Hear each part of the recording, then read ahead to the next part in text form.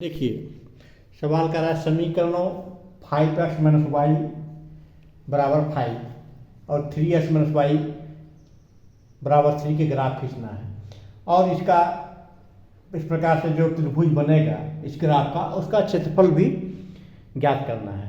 तो चलिए हम लोग इसका क्षेत्रफल ज्ञात करते हैं। सर्वप्रथम इसका ग्राफ खींचते हैं। तो यदि आप मेरे चैनल पर नए हैं तो मेरे चैनल को लाइक एवं सब्सक्राइब अवश्य कर दीजिएगा। अब चलते हैं 5x minus Y equal to 5 ये हो गया। अब इसका ग्राफ इसको इस समीकरण एक लेते हैं, ये है समीकरण 2 3x माइनस वाई बराबर 3, ये समीकरण 2 है। तो सर्वप्रथम हम समीकरण 1 से लेते हैं। समीकरण 1 से तो 1 से मेरा है 5x बराबर हो जाएगा 5 प्लस वाई, इसलिए x बराबर 5 प्लस वाई बटे 5। अब इसका ग्राफ खींचना है। तो इसका ग्राफ खींचने के लिए इसका घर बनाते हैं। देखिए कितना आसान विधि है, अगर आप समझने का प्रयास करेंगे तो आसानी से समझ लेंगे। और वीडियो को बिल्कुल स्किप ना किया करें। वीडियो को स्किप करेंगे तो आप सवाल को नहीं समझ पाएंगे। तो चलिए हम लोग चलते हैं।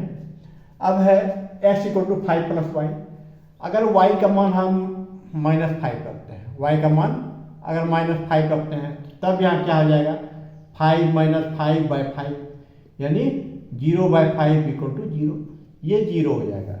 कितना हो जाएगा 0 हो जाएगा। यदि और उसके बाद हम रखते हैं, अगर y का मान हम अपने मन से हम 5 रखते हैं, 5 रखेंगे क्या हो जाएगा 5 प्लस 5/5 यानी 10/5 इक्वल टू 2, ये 2 हो गया। तो इसका 2 मान निकल गया। 2 मान सफिशियंट होता है, 2 मान निकाल लिए तो सफिशियंट होता है। अब समीकरण 2 से लेते हैं। समीकरण 2 से तो समीकरण 2 में मेरा कितना है 3x बराबर हो जाएगा 3 प्लस वाई, इसलिए x बराबर 3 प्लस वाई बाय 3। अब इसका भी ग्राफ खींचते हैं। तो यहाँ पर x बराबर है 3 प्लस वाई बाय 3, ये है y, इसका बनाते हैं। अब देखिए यहाँ पर y का मान हम अपने मन से y बराबर अगर रखते हैं 3, y बराबर 3 रखते हैं तो क्या निकलेगा 3 प्लस 3/3 यानी 6/3, ये 2 हो जाएगा। y का मान अगर 6 रखते हैं, 6 रखेंगे तो क्या आएगा मेरा 3 प्लस 6/3 9/3, 3, ये 3 और 3 आ गया। अगर y का मान हम 6 रखें, y का मान अगर 6 रखें तो x का मान मेरा 3 आएगा। तो x का मान ऑटोमेटिक निकलते जाएगा।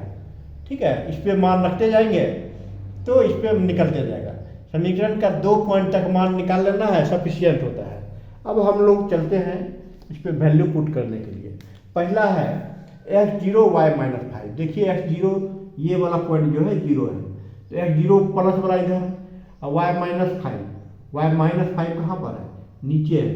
तो ये पॉइंट जो है, ये पॉइंट 0 और -5 को शो करता है। ये पॉइंट पहला पॉइंट हुआ। x2 और y5, x2 देखिए x2 प्लस वाला कहाँ है, यहाँ है, और y5 प्लस वाला यहाँ पर है।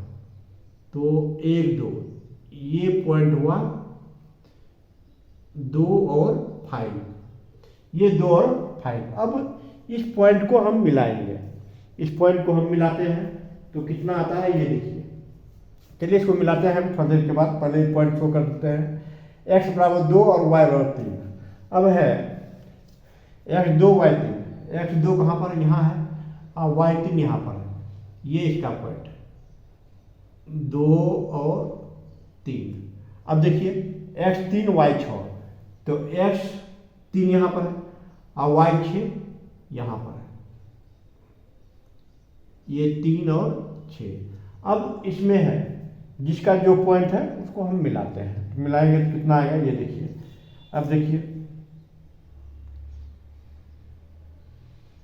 ये पॉइंट यहाँ से मिलेगा, ये पॉइंट यहाँ से मिलाएंगे,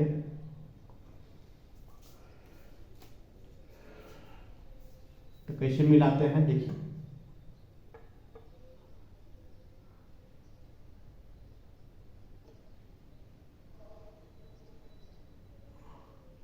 ये पॉइंट यहाँ से मिलेगा, ये पॉइंट यहाँ से मिलेगा,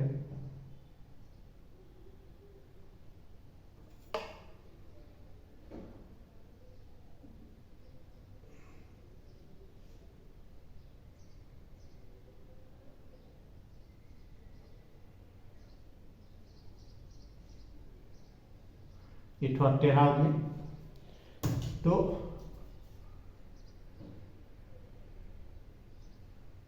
ये पॉइंट यहाँ से मिलेगा। अब मेरा देखिए इसका निर्देशांक कितना कितना आ रहा है, ये चीज़ देखिए। तो x जो है मेरा यहाँ पे कट रहा है, कहाँ पर, यहाँ पर, यानी यहाँ पर मेरा x1 दोनों आकर के दोनों बिंदु कहाँ पर काट रहा है ये देखना है, ठीक है। तो आपका निर्देशांक, आपका ग्राफ जब बनाएंगे इस प्रकार से, तो इसका निर्देशांक कहाँ कहाँ कटेगा इस बात को ध्यान में, यहाँ पर काटेगा। ये रेखा जो है थोड़ा सा मिलाने में मिस्टेक हो गया है, ये पॉइंट पे काट रहा है, एक पॉइंट ये बन रहा है, दूसरा पॉइंट ये बन रहा है, तीसरा पॉइंट ये बन रहा है। तो यहाँ पर 3 निर्देशांक हो रहा है। इसका निर्देशांक होगा, इसका निर्देशांक 1 0, उसके बाद x0 y -3, ये पॉइंट आएगा 0 -3, 2 निर्देशांक हो गया, और तीसरा -5 पे है, यानी 0 -5। तो ये 3 पॉइंट पे इसका निर्देशांक बनेगा, इसका 3 पॉइंट पे इसका निर्देशांक बनेगा। ये 3 पॉइंट पे इसका निर्देशांक बनेगा, 1 0 0 -3 और 0 -5, ये 3 निर्देशांक इसका आंसर होगा। ग्राफ पे जब आप बनाएंगे तो आप ग्राफ पे देख लीजिएगा, आपका ग्राफ पे इस प्रकार से बनेगा, 3 आपका निर्देशांक बनेगा। 1 0 आंसर होगा, जहाँ पर मिलेगा ये एक दूसरे को यहाँ पर काटेगा, ये रेखा और आपका ये रेखा यहाँ पर काटेगा, ठीक है। तो ये रेखा दोनों जो काटेगा ये एक दूसरे को यहाँ पर काटेगा। अब इस त्रिभुज का इस प्रकार बना त्रिभुज का क्षेत्रफल, इस प्रकार बना त्रिभुज का क्षेत्रफल, तो क्या होता है, त्रिभुज का क्षेत्रफल हाफ गुना आधार गुना ऊंचाई। तो आप यहाँ देखिए -5 से यहाँ कितना इकाई है, 1 2, इस दोनों के बीच 2 ही पॉइंट बनेगा।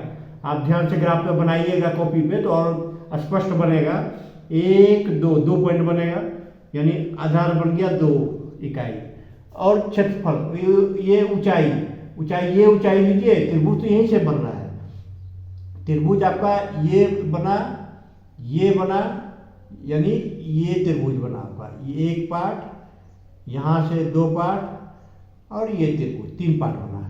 तो त्रिभुज की ऊंचाई कहीं से लेंगे, यहाँ से ऊंचाई एक ही होगा। जब आधार ये लिए हैं, आधार 2 इकाई लिए हैं, ऊंचाई एक है, यहाँ से कहीं से भी लेंगे ऊंचाई एक ही होगा।